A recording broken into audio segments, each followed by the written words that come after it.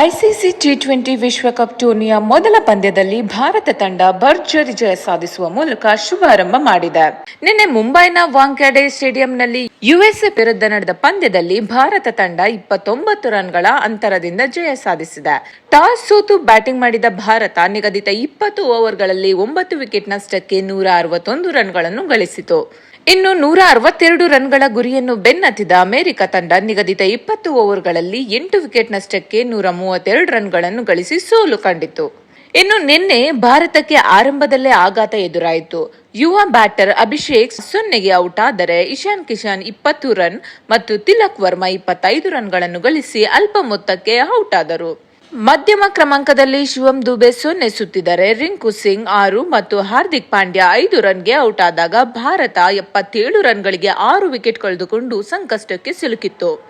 ಆಗ ಭಾರತಕ್ಕೆ ಆಸರೆಯಾಗಿದ್ದ ಕ್ಯಾಪ್ಟನ್ ಸೂರ್ಯಕುಮಾರ್ ಯಾದವ್. ಜವಾಬ್ದಾರಿಯುತ ಆಟವಾಡಿದ್ದ ನಾಯಕ ಸೂರ್ಯಕುಮಾರ್ ಯಾದವ್ 49 ಎಸೆತಗಳಲ್ಲಿ 10 ಬೌಂಡ್ರಿ 4 ಸಿಕ್ಸರ್ಗಳ ಸಹಿತ ಅಜೇಯ 84 ರನ್ ಸಿಡಿಸಿದರು.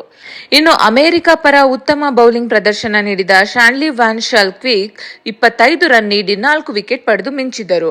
ಯುಎಸ್ಎ ಪರ ಮಿಲಿಂದ್ ಕುಮಾರ್ 34, ಸಂಜಯ್ ಕೃಷ್ಣಮೂರ್ತಿ 37 ಮತ್ತು ಶುಭಮ್ ರಂಚನೆ 37 ರನ್ ಗಳಿಸಿದ್ರು.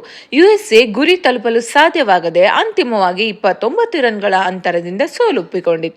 ಭಾರತದ ಪರ ಮೊಹಮ್ಮದ್ ಸಿರಾಜ್ 3 ವಿಕೆಟ್ ಪಡೆದರೆ ಹರ್ಷದೀಪ್ ಸಿಂಗ್ ಮತ್ತು ಅಕ್ಷರ್ ಪಟೇಲ್ ತಲಾ 2 ವಿಕೆಟ್ ಕಬಳಿಸಿದರು.